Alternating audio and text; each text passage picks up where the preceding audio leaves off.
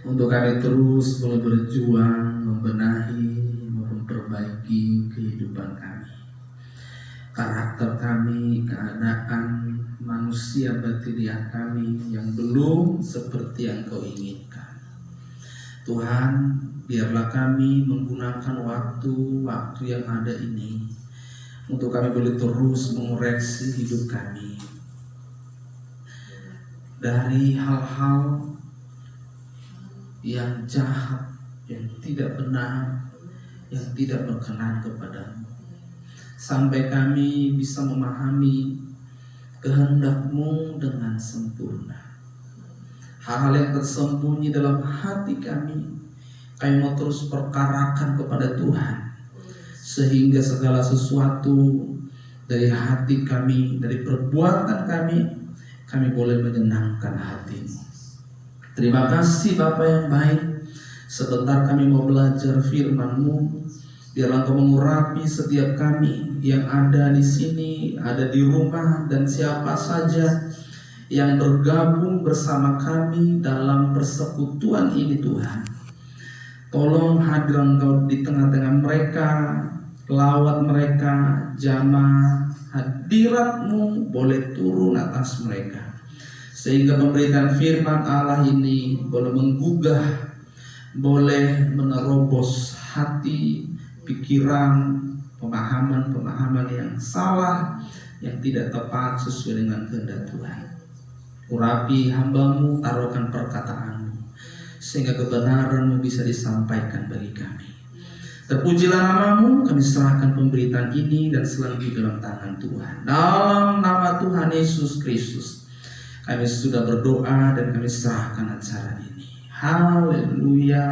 Bersama kita katakan amin. Amin. Silakan duduk, kita beri tepuk tangan buat Tuhan. Baik, shalom. Bapak Ibu saudara yang kasih Tuhan yang ada di rumah, yang juga siapa saja yang ikut bergabung bersama kami dalam persekutuan hari ini. Biarlah kasih Tuhan terus menuntun kita. Biarlah kasih Tuhan terus menyertai, memberkati, dan membawa kita terus kepada kebenarannya yang menyempurnakan. Nah saudara yang dikasihi Tuhan, hari ini saya mau sampaikan satu hal yang sangat penting, yang sering kali dan banyak orang abaikan, yaitu kepastian hidup. Kepastian hidup. Kalau orang banyak melakukan aktivitas, hari ini orang melakukan apa saja di dunia ini untuk bertahan hidup. Orang bangun pagi-pagi, mulai beraktivitas sampai malam pulang ke rumah, tidur lagi. Bahkan ada yang sampai siang malam bekerja hanya dengan satu alasan, untuk menggelar sebuah kehidupan dan bagaimana mempertahankan sebuah kehidupan. Tetapi ada banyak orang yang tidak memahami dari apa yang dikerjakan hari-hari ini di dunia ini, bahwa dari perjuangan banyak orang, dari hal-hal yang dilakukan oleh banyak orang, ada banyak orang lupa bahwa semua perjuangan yang dilakukan, semua kerja keras yang dilakukan hari ini untuk alasan bertahan hidup, suatu saat semua orang akan ada di satu titik bahwa semua alasan-alasan yang dilakukan, alasannya untuk melakukan hal itu tidaklah tepat. Kenapa? Karena sebenarnya kepastian hidup bagi setiap orang bukanlah di dunia ini.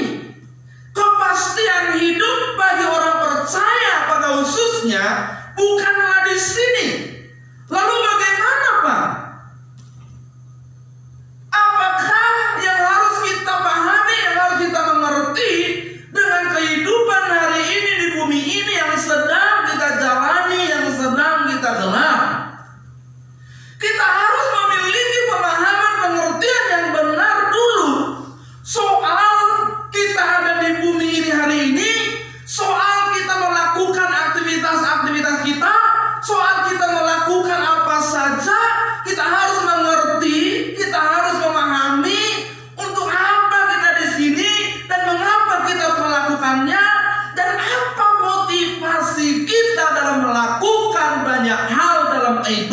kita ini. Kalau kita nggak mengerti, kita bisa menjadi orang yang paling malang. Karena semua kerja keras kita, karena semua kehidupan yang kita gelar, yang kita anggap baik, yang kita anggap berguna, yang kita anggap ada faedahnya, suatu saat ada banyak orang akan terkejut bahwa semua yang dikerjakan sia-sia. Kenapa? Karena tidak mengandung sebuah kepastian. Nah, saudara yang dikasihi Tuhan, hari ini kita bicara mengenai kepastian hidup orang percaya. Kepastian hidup orang percaya. Kalau saya sebut orang percaya, aslilah ini orang yang percaya kepada Tuhan Yesus, mengakui Yesus sebagai Tuhan, katakanlah ini orang Kristen. Kalau kita sebut orang percaya, orang beriman, mengakui, percaya, menerima dalam hatinya bahwa Yesus adalah Tuhan. Ini adalah orang-orang Kristen. Kepastian hidup orang percaya di mana?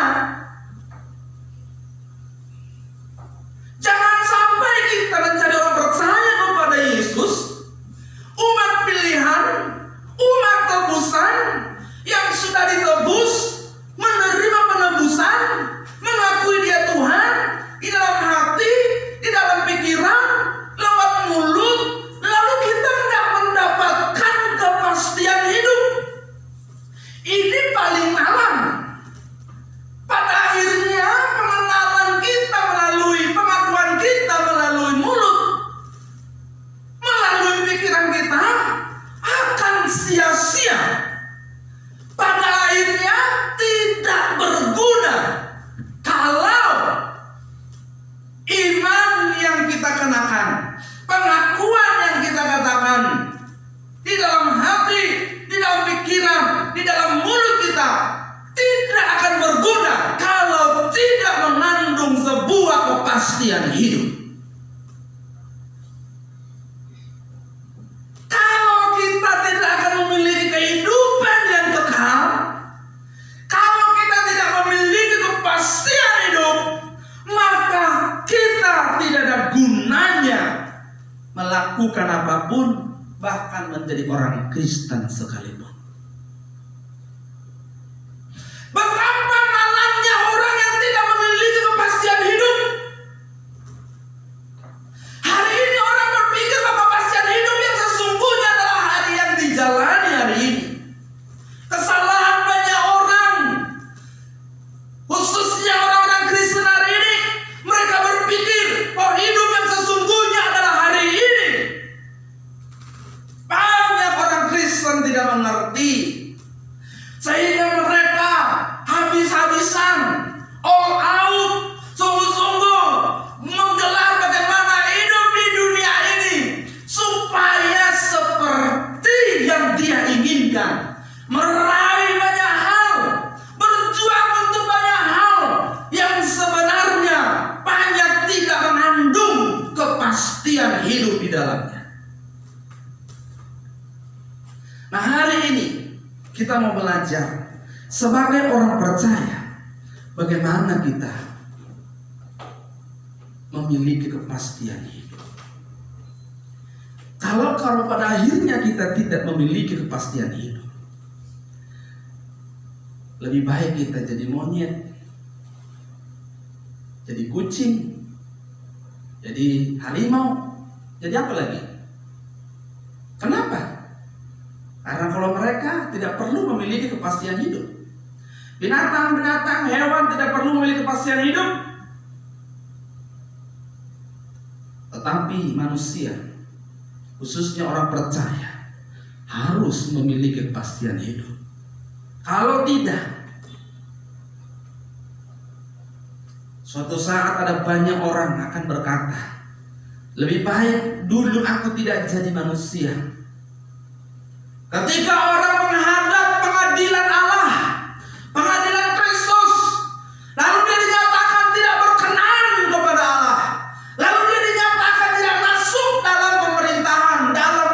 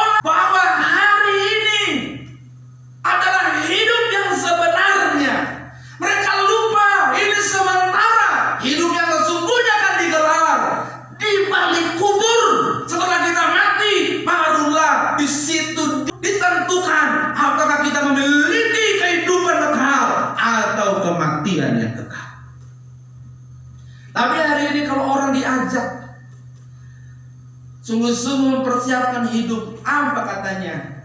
Pak, ini masih di dunia. Jangan begitu Pak, ini masih di dunia. Saya mau katakan, justru karena kau masih di dunia, itulah kesempatan untuk mempersiapkan hidup kepada kehidupan yang sesungguhnya. Mempersiapkan kehidupan kepada kepastian hidup itu bukan setelah engkau meninggalkan dunia. Kalau kita sudah meninggalkan dunia, sudah terlambat persiapannya.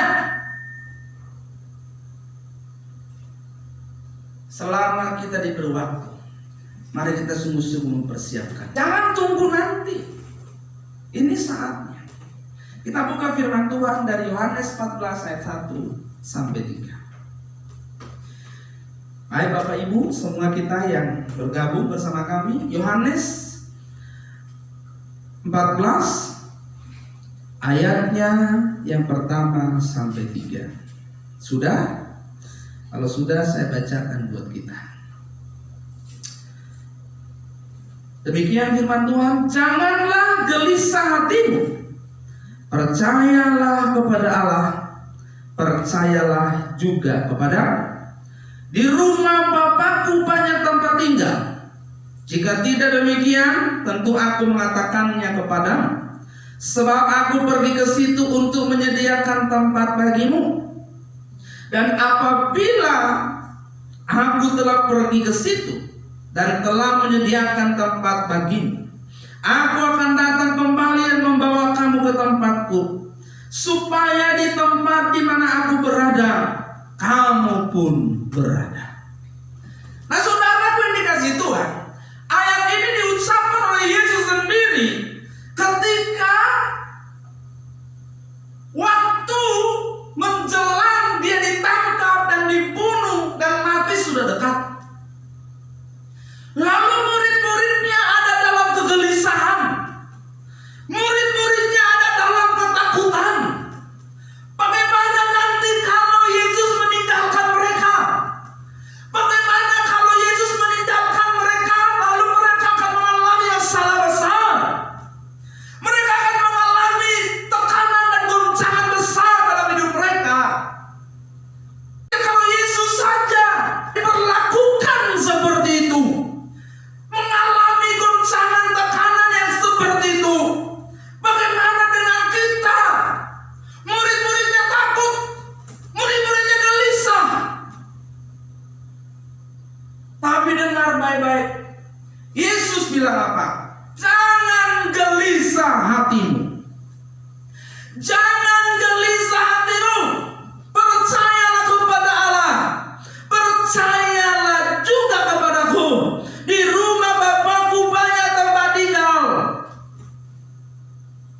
Dan aku pergi menyediakan tempat bagimu. Kalau sudah selesai, aku akan datang kembali membawa engkau, supaya di mana aku berada, kamu juga berada. Dengar baik-baik, waktu Yesus melihat kegelisahan, ketakutan di dalam hati murid-muridnya, ketakutan di dalam hidup murid-muridnya, karena keadaan pada saat itu, bagaimana mereka dijajah, dikejar-kejar, bagaimana mereka diperlakukan oleh pemerintahan Romawi. Mereka takut, tapi Yesus tidak berkata, nanti aku akan adakan semua orang-orang yang ada di dunia ini, aku akan katupkan mulutnya, aku akan hancurkan kekuatannya, supaya kalian aman. Tidak, Yesus bilang apa? Jangan gelisah, percaya kepadaku, aku pergi menyediakan tempat bagimu. Maksudnya apa? Jangan gelisah, percayalah, tetaplah berjuang, tetaplah beriman, sampai pada waktunya nanti kamu akan dipindahkan ke tempat yang nyaman, kepada kepastian hidup. Waktu murid-muridnya ada dalam goncangan, Yesus tidak menjanjikan hidup yang nyaman di bumi, tetapi dia katakan apa? Aku akan bawa kamu ke tempat yang nyaman sesungguhnya. Aku akan membawamu ke tempat di mana kepastian hidup yang sebenarnya ada. Tunggu,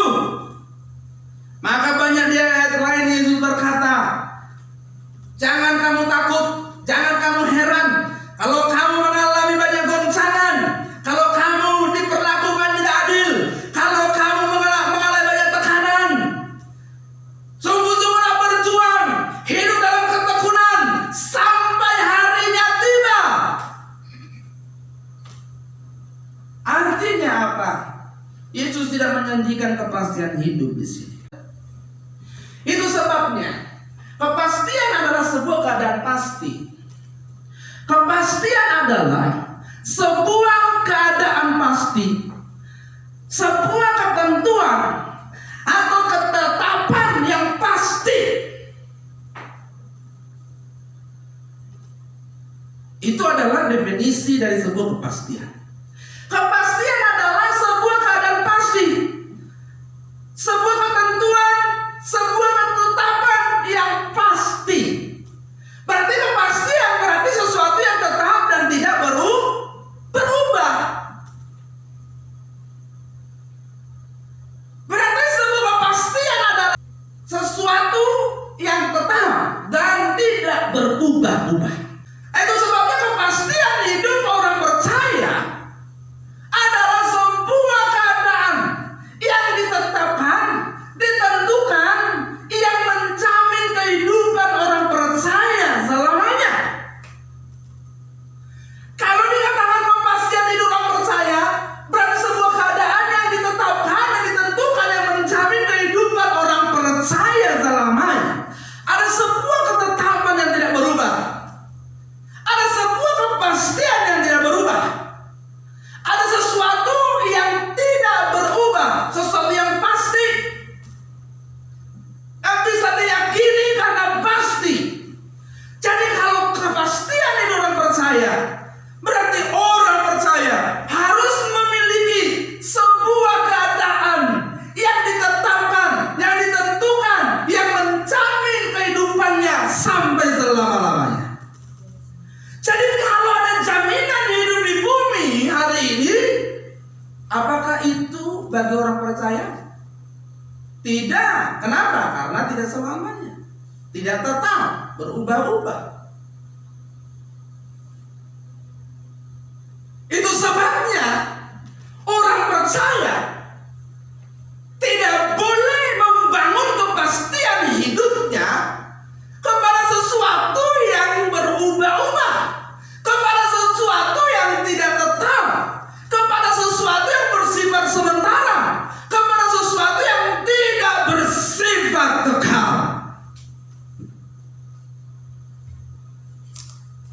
Jadi kita harus memahami bahwa kepastian hidup orang percaya adalah sebuah kehidupan di mana kehidupan itu tidak ada ujungnya, berlangsung selamanya, tetap selamanya. Kalau tidak, itu bukanlah kepastian hidup. Itu sebabnya, apakah ada kepastian hidup di dunia ini? Ini harus dipertanyakan oleh setiap orang, khususnya orang-orang Kristen hari ini. Kalau begitu, dari apa yang kita baca dan jelaskan ini, apakah ada kepastian hidup di dunia ini? Yang hari ini orang mati-matian berjuang demi popularitas, kesuksesan, meraih apapun, supaya lebih tinggi dari siapapun, lebih sukses dari siapapun, lebih kaya dari siapapun, lebih berhasil dari siapapun. Semua diperjuangkan habis-habisan, mati-matian. Kalau pada akhirnya ada ujungnya, tidak tetap, tidak kekal, lalu apakah itu namanya kepastian hidup?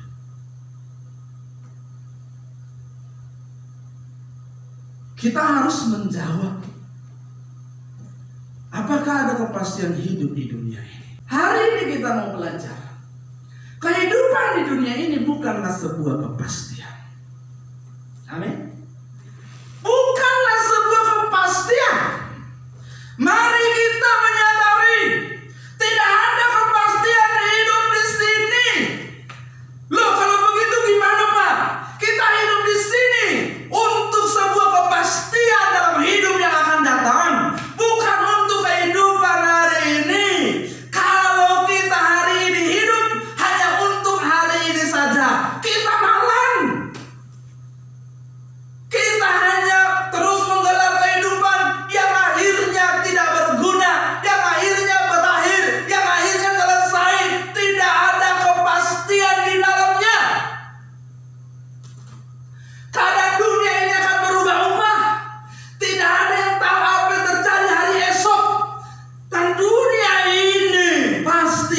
akan berakhir, berarti tidak pas. Tidak pas. Ada yang tahu hari esok? Ada yang tahu? Kedatangan Tuhan pun tidak ada orang yang tahu. Dunia ini pasti berakhir. Masalah-masalah ke depan pun tidak ada yang tahu. Baik yang kau hadapi secara pribadi, baik yang dihadapi secara umum, secara global, secara nasional, tidak ada yang tahu. Dunia ini bukanlah sebuah tempat di mana dalamnya ada kepastian.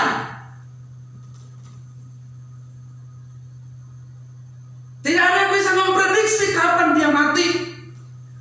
Tidak ada yang bisa memprediksi kapan dia sakit. Hari ini banyak orang berlomba-lomba mengasuransikan dirinya, seolah-olah dia sudah pasti sakit, sudah pasti mengalami sesuatu. Tapi tidak banyak orang sungguh-sungguh mengasuransikan dirinya kepada Allah. Padahal dia tahu semua yang ada di dunia ini tidak bisa menjamin kepastian. Kalau orang Kristen harus mengerti, kepastian hanya ada dalam Tuhan Yesus. Kepastian orang percaya dalam Tuhan Yesus.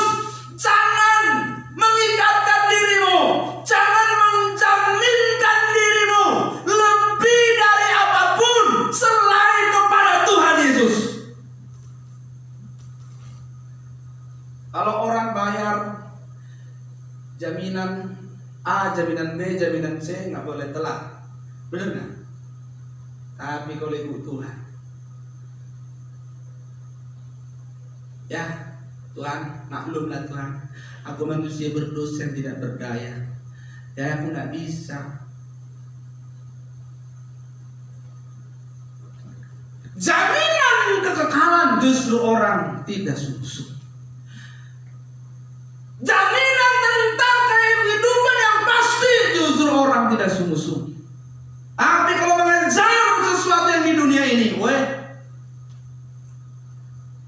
tinggalkan segala sesuatu pun jadi. Nggak pulang seminggu pun jadi. Lembur 4 kali 24 jam pun jadi. Tapi suruh doa setengah jam, ntar dulu Pak. Loh kenapa begitu? Nggak bisa. Iya, pasti Tuhan ngerti lah. Tidak ada yang pasti di sini. Kehidupan di sini bukanlah sebuah kepastian. Hari esok di bumi ini akan berakhir. Saya mau kasih tahu, setiap orang pada akhirnya nanti akan ada di satu titik, akan ada di satu situasi bahwa hari esok tidak ada lagi untuknya. Setiap orang akan ada di satu situasi, di satu titik bahwa hari ini menjadi hari terakhirnya. Jadi hari esok yang dijanjikan dunia bukanlah jaminan hidup. Masa depan yang dijanjikan dunia bukanlah jaminan hidup. Karena apa? Karena setiap orang suatu saat akan berada di satu titik bahwa hari ini akan menjadi hari terakhirnya. Tapi orang tidak sungguh-sungguh memperkarakan ini. Hari ini orang Kristen seolah-olah tidak akan mati. Nggak ada seriusnya. Nggak ada seriusnya. Seolah-olah Yesus menjanjikan kehidupan yang sebenarnya di sini.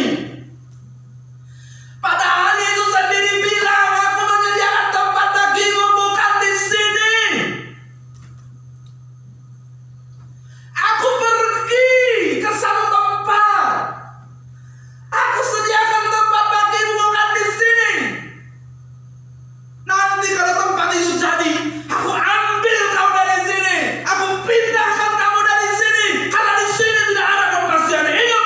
Aku akan bawa kamu kepada kepastian hidup yang sebenarnya. Tapi hari ini orang,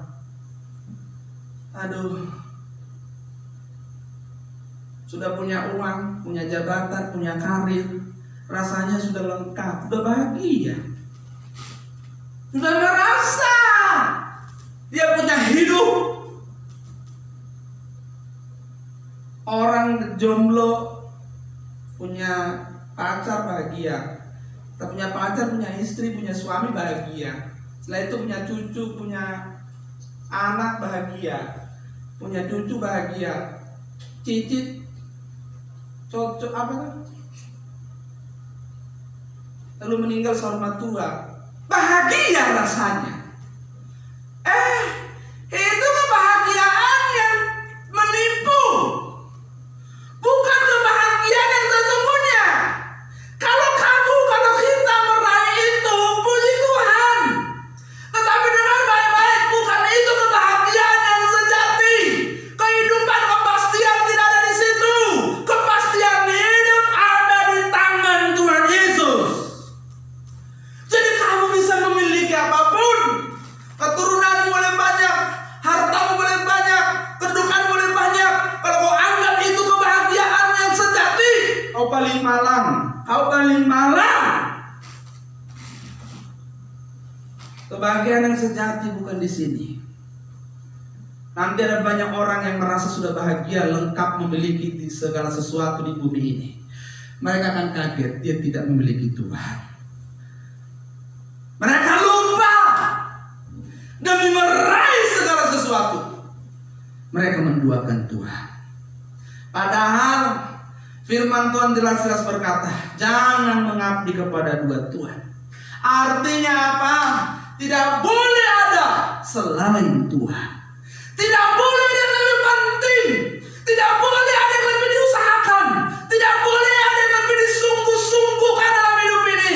Tidak boleh ada yang lebih daripada selain mengutamakan Tuhan, mencari Tuhan, menyenangkan Tuhan, menghormati Tuhan, hidup sesuai kehendak Allah.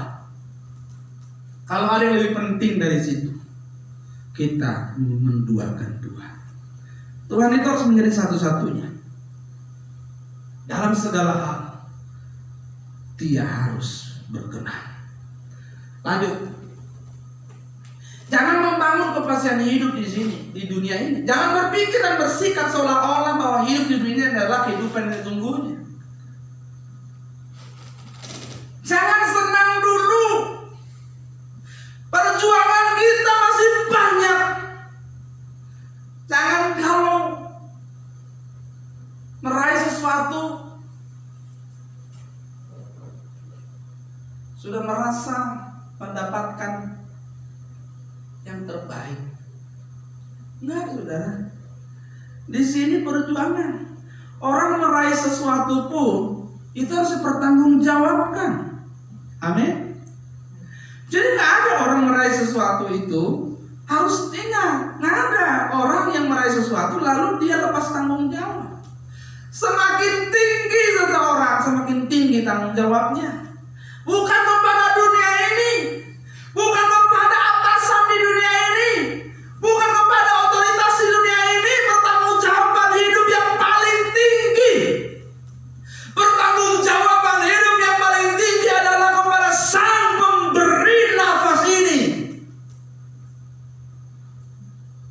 Jadi jangan menghormati siapapun melebihi menghormati Tuhan.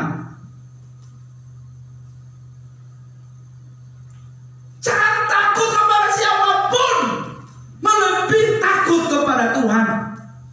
Jangan menempatkan siapapun dalam hidup lebih penting, lebih tinggi, lebih terhormat melebihi Tuhan. Jangan membangun kepastian hidup di dunia ini. Di sini tidak ada kepastian hidup. Jangan berpikir, jangan kita bersikap seolah-olah hidup yang sebenarnya itu ada di sini. Hidup yang sebenarnya bukan di sini, saudaraku. Berapa lama sih kita hidup di sini? Coba, berapa lama? Hari ini engkau yang berumur 40 tahun, kau akan bilang, aduh udah 40 tahun cepat sekali. Kau hari ini berumur 50-60 tahun, kau akan bilang rasanya baru kemarin saya sekolah. Yang berumur 70 tahun, kau akan bilang aduh cepat sekali waktu berlalu. Kalau nyampe, lalu setelah itu kita sudah ada di detik-detik terakhir umur kita. Tidak lama, cepat. Jangan kita sampai bertindak ceroboh. Jangan membangun kepastian hidup di sini. Nanti kita menyesal. Jangan sampai menyesal. Jangan sampai menyesal. Saya ingatkan lagi. Jangan sampai menyesal. Waktumu jangan berlalu sia-sia. Tidak lama kita di sini. Tidak lama kita di dunia ini yang tidak ada kepastian. Jangan membangun kehidupan seolah-olah di dunia ini ada kehidupan yang sesungguhnya. Kita harus menjalani hidup hari ini sesuai dengan tuntunan Tuhan, tetapi dengan mengarahkan hidup kepada kekekalan. Kita harus menjalani hidup hari ini bukan bertindak seolah-olah bahwa di sinilah kehidupan yang sesungguhnya, bahwa kehidupan hari ini adalah kehidupan yang sesungguhnya. Itu sebabnya kehidupan hari ini bukan kehidupan untuk mencapai kebahagiaan di sini, bukan kehidupan untuk mencapai kesenangan di sini. Kehidupan hari ini adalah perjuangan hidup untuk meraih kepastian hidup yang sebenarnya. Jadi kalau kau nggak bahagia hari ini tidak apa-apa. Yang penting kau sungguh-sungguh ikut Tuhan. Amin. Kalau kau dikecewakan, dilukai hari ini tidak apa-apa. Yang penting hidup berkenan saja kepada Tuhan. Kalau kamu ditinggalkan karena kebenaran tidak apa-apa. Kalau kamu dikucilkan karena kebenaran tidak apa-apa. Kalau kamu karena miskin sekalipun karena kebenaran tidak apa-apa. Karena kamu tidak mau menipu, karena demi hidup jujur, karena demi hidup benar, hidup berkenan kepada Allah. Kamu tidak mau korupsi, tidak mau menipu, tidak mau melakukan kesalahan-kesalahan. Kamu harus hidup dalam keterbatasan dalam keuanganmu. Itu jauh lebih baik demi kepastian hidup yang akan engkau terima kelak. Tapi kalau kau miskin karena kemalasanmu, bertobatlah. Kalau kau tidak makan karena kemalasanmu, bertobatlah.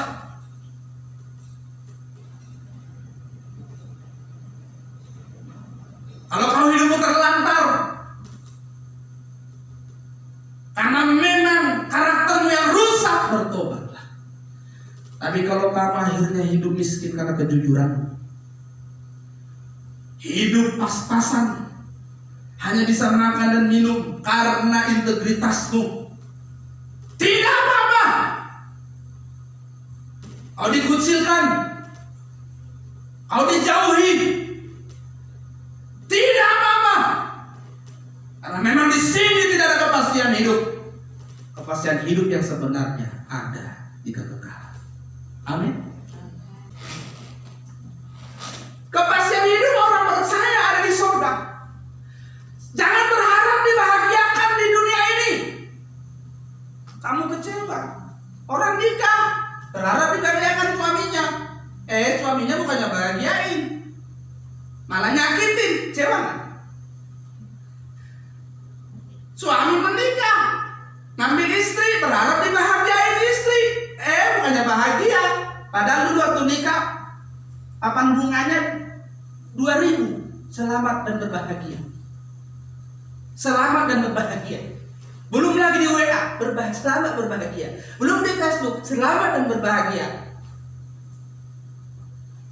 Tahun-tahunnya papan bunga tinggal papan bunga, ucapan tinggal ucapan. Faktanya tidak bahagia, kuciwa. Kenapa? Karena memang dia salah. Dia berpikir di dunia ini tempat kebahagiaan yang sebenarnya. Kalau kau punya istri yang bisa membuatmu senang, puji Tuhan. Kau punya suami yang bisa membuatmu senang, puji Tuhan. Punya istri, punya suami, punya keluarga, punya siapapun yang tidak bisa membahagiakan, jangan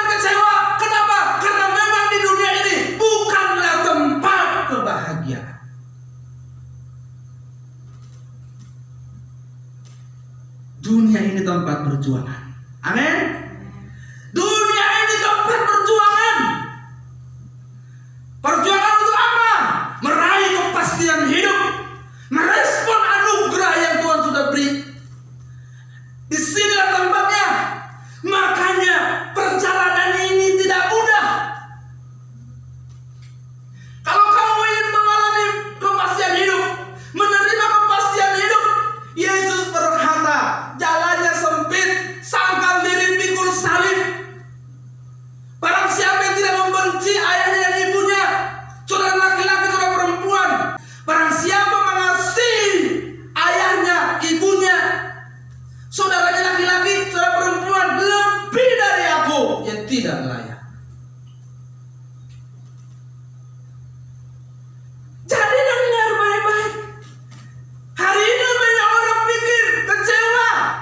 Hari ini banyak orang terluka karena tidak dibahagiakan oleh suaminya, tidak dibahagiakan oleh istrinya, tidak dibahagiakan oleh keluarganya, tidak dibahagiakan oleh keadaan hidup.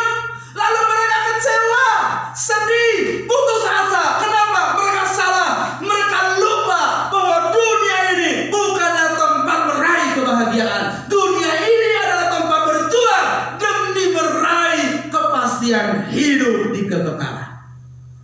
Jadi kamu yang kecewa, aduh aku gak bahagia, kamu yang salah. Kalau mau bahagia bukan di sini tempatnya. Ini tempat berjuang. Amin. Ini tempat berjuang. Tapi selama kau berjuang dalam keadaan dunia yang jahat ini, dalam perjuangan ini, Yesus berkata, aku akan memberikan damai sejahtera kepadamu. Damai sejahtera melampaui segala akal. Dunia tidak bisa memberikannya. Kau akan memiliki itu jika kau sungguh-sungguh hidup dalam kebenaran. Sekalipun kau ada banyak tekanan, sekalipun kau dilukai, sekalipun kau dikecewakan, sekalipun dunia tidak membahagiakanmu, tapi damai yang aku berikan melampaui segala akal akan sanggup membuatmu tetap bersukacita di dalam aku. Jangan berharap dibahagiakan dunia, harus sukses, harus kaya, dan meraih apapun yang kita inginkan baru bahagia. Ada orang bilang kalau dia belum memiliki jabatan belum bahagia. Ada orang kalau belum punya rumah belum bahagia. Ada orang kalau belum punya mobil belum bahagia. Ada orang kalau belum nikah belum bahagia.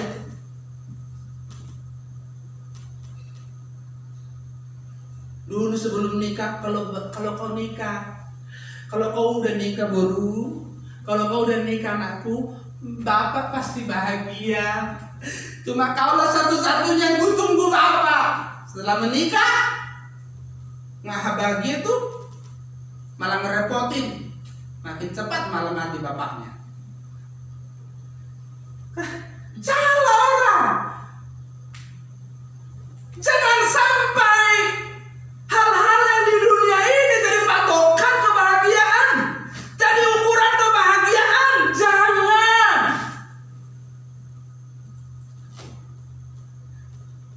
Kalau aku punya rumah aku akan bahagia, beneran.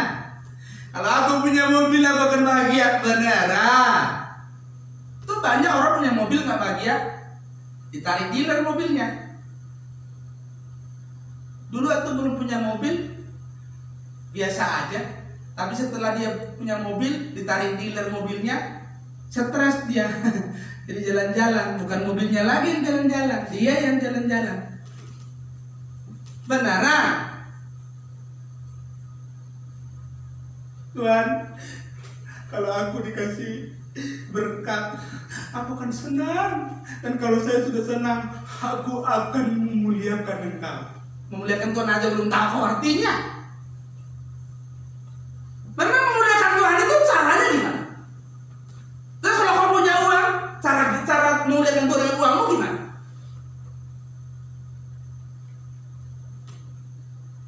Oh, yang kau minta untuk dirimu kok memuliakan Tuhan. Tuhan, kalau nanti jawab pergumulanku, aku berjanji bukan rajin gereja. Emang kalau rajin gereja ngapain?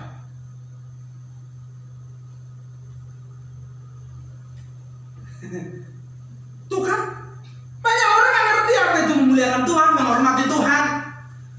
Memuliakan Tuhan, menghormati Tuhan itu hidupmu yang benar. Amin. Bukan soal kau punya ini, punya itu, lalu kau pamer, petenteng. Kayak Tuhan kekurangan harta saja, pamer di hadapan Tuhan. Tapi aku nggak pamer di hadapan Tuhan, hadapan orang. Kau nggak tahu mata Tuhan dari mana saja. Kalau orang nggak lihat tasmu yang bagus, marah. Kau nggak lihat sih, 10 kali lewat dari depan kita, kau nggak lihat sih, 10 kali.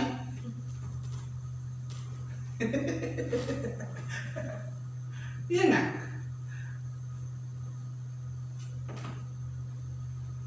Nah begitu. Kau pasti ada yang bercermat di sini. Jadi kita nggak harus kaya. Kaya boleh. Kalau kaya kita miskin di hadapan Tuhan. Amin. Amin. Benar nggak? Orang punya 100 ribu juga milik Tuhan. Jadi kita punya apa?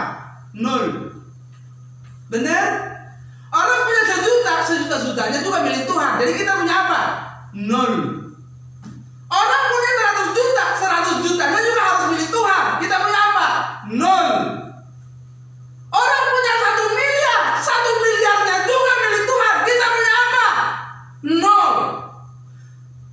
Orang punya segalanya pun di dunia ini, segalanya milik Tuhan. Kita punya apa? 0. Kalau kau merasa memiliki sesuatu dalam hidupmu, berarti engkau belum menjadi orang tebusan di dalam Tuhan. Jadi di hadapan Tuhan kita tidak boleh ada yang merasa memiliki sesuatu. Harta kita bukan di sini. Amin. Yesus bilang apa? Kumpulan hartamu di sorga. Hartamu yang sesungguhnya bukan di sini. Kalau kamu punya uang banyak di sini, punya rumah, punya mobil, punya deposito, punya tanah, punya apa saja, punya jabatan, kedudukan, punya apa saja di sini, ingat, itu bukan hartamu. Harta orang percaya sesungguhnya di surga. Jangan sampai kita meninggalkan dunia ini dalam keadaan miskin tanpa punya harta di surga. Jangan merasa rumahmu adalah milikmu, uangmu adalah milikmu, mobilmu milikmu, depositomu milikmu, perusahaanmu milikmu, semua yang punya hari ini milikmu. Itu harus dipersembahkan buat Tuhan. Milikmu itu 0.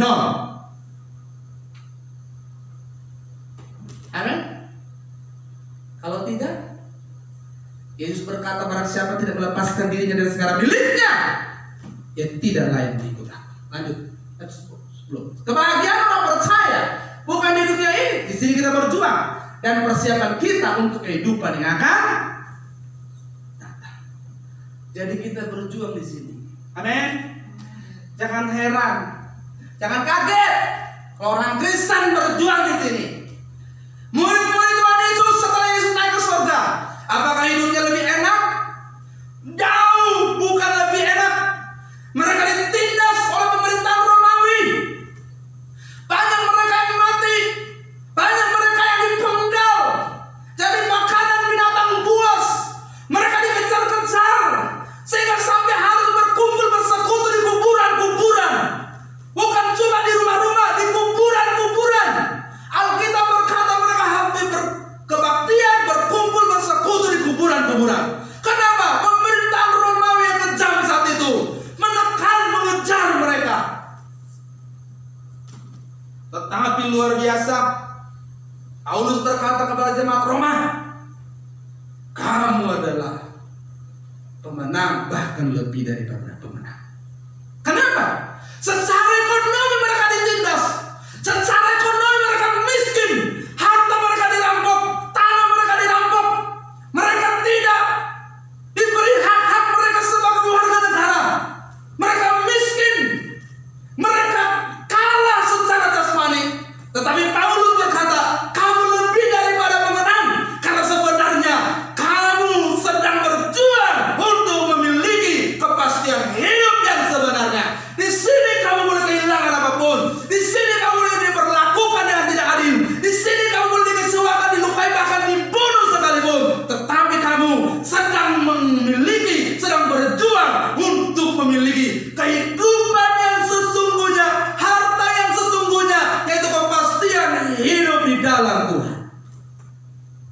Tapi hari ini ada banyak orang Kristen. Kepastian hidupnya itu apa? Kalau dia kaya, kalau gajinya besar, kalau dia bahagia, kalau semua orang senang sama dia, kalau semua orang menghormati dia, kalau semua orang memuji dia, kalau dia punya jabatan, kalau dia punya ini, punya itu, lalu dia pikir itulah hidup yang sesungguhnya. Kamu salah. Justru iblis menipu banyak orang dengan cara itu. So mereka merasa nyaman di bumi. Mereka lupa mempersiapkan hidup dalam tata kala. Di dunia ini kita harus kehilangan nyawa. Dalam Matius 10:39, barang siapa mempertahankan nyawanya akan kehilangan nyawa. Dan barang siapa kehilangan nyawanya karena ia akan mendapatkan. Kata kehilangan nyawa di situ dalam bahasa aslinya, bahasa Yunani itu adalah suke. Nyawa di situ suke, yang artinya sebenarnya jiwa. Jiwa dalam bahasa Yunani. Jadi orang Kristen, pengikut Kristus hari ini di sini harus rela kehilangan nyawa. Maksudnya apa? Harus rela kehilangan selera jiwa. Jiwa dalam jiwa itu ada apa? Ada pikiran, perasaan, dan kehendak. Berarti demi Tuhan, pikiran, perasaan, dan kehendak kita harus dimatikan, harus dibunuh, harus dihentikan. Yang kita harus kenakan apa? Pikiran dan perasaan Tuhan. Maksudnya apa, saudaraku? Dalam dunia ini kita tidak boleh menjalankan keinginan kita, keinginan, pikiran, perasaan, dan selera kita. Kalau kita menghidupkan jiwa kita, berarti kita sedang menyelamatkan nyawa kita. Orang yang menghidupkan selera jiwanya di bumi ini, mengingini apa yang dunia inginkan, mengingini keindahan dunia ini, mengingini gemerlapnya dunia ini, mengingini dibahagiakan oleh dunia ini, berarti mereka menghidupkan jiwanya. Mereka mau menyelamatkan nyawanya demi dunia ini. Mereka akan kehilangan jiwanya, akan kehilangan nyawanya. Tetapi Yesus berkata, orang yang kehilangan nyawanya demi aku, dia akan mendapatkannya. Yang mematikan keinginannya, yang mematikan pikirannya, yang mematikan kehendaknya, perasaannya demi aku, tidak memilih dunia, tidak memilih keindahan dunia, demi aku, orang itu akan mendapatkan nyawanya. Amin.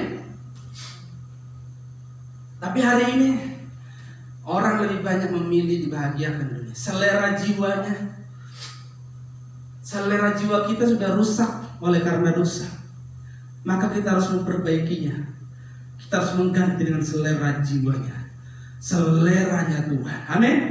Ganti dengan selera Tuhan. Kita harus kehilangan selera kita di dunia ini demi mengenakan selera Tuhan. Kalau orang menghidupkan, mempertahankan nyawanya, itu maksudnya menghidupkan selera jiwanya. Hidup karena menghidupkan pikiran dan perasaannya sendiri, bukan pikiran perasaan Tuhan. Mereka akan benar-benar kehilangan kesempatan untuk mendapatkan kepastian hidup. Kalau kita mau mengalami kepastian, kebahagiaan, kita harus melepaskan diri dari segala keinginan untuk dibahagiakan oleh dunia ini. Amin. Jangan mau dan mengusahakan dibahagiakan dunia. Kita sedang menghidupkan selera jiwa kita sendiri. Tidak ada kebahagiaan orang percaya di sini. Kita berjuang di sini supaya kita layak mendapatkan kepastian kehidupan. Lanjut. Di dunia ini kita tidak harus memperoleh kepastian dalam hal apapun. Amin. Jadi yang miskin jangan bilang, orang percaya pasti kaya. Ya.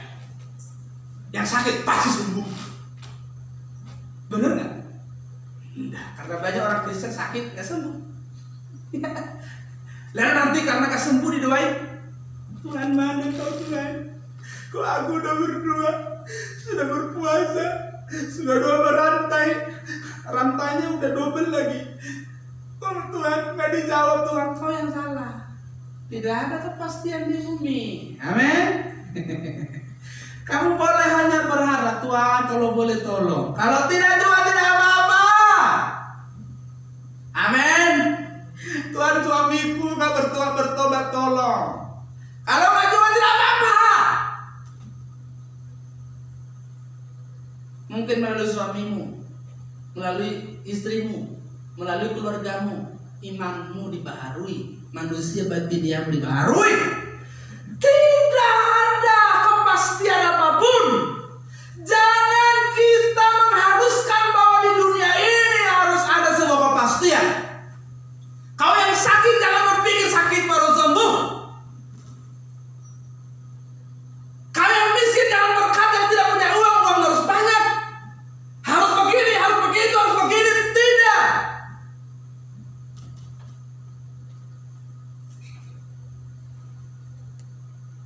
Di sini kita tidak harus memperoleh kepastian, tetapi di surga harus. Amin. Harus. Cuma dua kepastiannya. Satu, pasti ke surga, atau dua, pasti ke neraka. Pilih mana? Jangan bilang, oh nantilah aku pasti ke surga. Dari hidupmu kelihatan. Kalau kamu tidak mencintai Tuhan lebih dari dirimu, kemana itu? Kemana? Jadi jangan merasa kehilangan kebahagiaan kalau orang tidak membahagiakanmu. Suami tidak bahagia, dunia gelap. Istri tidak bahagia, dunia gelap. Keluarga tidak bahagia, dunia gelap. Kau jalan-jalan, kau tabrak bis, kau tabrak tiang listrik, gelap. Kenapa? Suamiku, istriku, keluargaku. Aku di PHK, aku di kerja gelap. Kau tak punya Tuhan, berarti kebahagiaanmu hanya dunia ini. Kalau udah kebahagiaannya Tuhan, selama dia tidak kehilangan Tuhan, dunia ini baginya tidak pernah gelap, terang aja terus. Amin. Nggak akan nabrak tiang listrik kau. Nggak akan mandi kau malam-malam jam 2. Ada orang kalau stres jam 2 malam mandi. Astaga. Apapun persoalanku, apapun pergumulanku, semua boleh melukaiku, semua boleh mengecewakanku. Selama aku tidak kehilangan Tuhan, aku harus bahagia. Karena kebahagiaanku adalah Tuhan di dalam hidupku. Itu sebuah kepastian. Amin. Jangan hanya karena dunia kau kehilangan. Bapak Ibu, mungkin jemaat-jemaat Tuhan, ada perusahaan yang lagi goncang, jangan kehilangan kebahagiaan. Amin. Jangan. Ada Tuhan yang sempurna akan menggelar hidup. Selama kau hidup bertanggung jawab, jangan tidak bahagia dengan Tuhan. Tapi kalau kau sudah kehilangan Tuhan, merataplah, guling-gulinglah. Itu yang paling menyedihkan. Selama tidak kehilangan Tuhan, bersukacitalah. Amin. Iya. Kepastian hidup orang percaya hanya ada di langit baru, bumi baru. Ini perjuangan kita harus sungguh-sungguh. Di sinilah kita berjuang. Di sinilah kita berjuang. Jadi kita harus pilih mau jadi manusia yang fana hari ini, atau kita mau jadi manusia yang sesungguhnya nanti. Kepastian hidup, kepastian dari Tuhan bukan membuat kita nyaman dan mapan di bumi. Kepastian dari Tuhan justru merenggut kita dari dunia yang tidak pasti ini dan memindahkannya ke surga di mana terdapat kepastian hidup. Kepastian dari Tuhan bukan membuat kita nyaman mapan di bumi. Karena memang tidak ada kemapanan di sini. Semuanya masih serba kurang. Orang udah punya banyak pun masih kurang. Tanya orang yang sudah punya kurang, mulai dari yang nggak punya, tanya kurang, gimana Bu? Ya, Bapak usah tanya, kurang. Dari yang sedang tanya, masih kurang? Kurang. Dari yang punya, yang paling banyak tanya, Pak gimana Pak? Bapak kayaknya sudah punya setengah dari dunia ini. Masih cukup atau kurang? Kurang. Kapan mapannya? Tidak ada kemapanan di sini. Itu sebabnya orang yang memiliki kepastian hidup dalam Tuhan, Tuhan tidak akan membuat dia nyaman dan mapan di bumi, tetapi justru demi kepastian hidup di surga, Tuhan merenggut kita dari dunia ini, dari keadaan yang tidak pasti ini, dari kehidupan tidak pasti ini, untuk kita dipindahkan ke kekekalan kepada kehidupan yang pasti. Amin. Di dunia ini kita berjuang. Apa? Berjuang. Jadi kalau banyak hal yang kita perjuangkan, itu memang normalnya begitu, standarnya begitu, harus berjuang. Masuk dalam sekolah kehidupan. Ini berat, sekolah kehidupan, karena dosennya Tuhan Yesus. Ya, ujiannya tiap hari, nggak kayak sekarang bisa online ujiannya tiap hari. Bahkan cara tarik nafas pun dan mengeluarkannya bisa jadi ujian. Cara melihat orang pun itu ujian. Cara bicara perlakuan orang pun itu ujian. Cara jalan pun itu ujian. Seluruh orang hidupmu pun itu sekolah kehidupan yang setiap saat diuji. Masuk dalam sekolah kehidupan demi mempersiapkan kepastian hidup kita bersama Tuhan selamanya.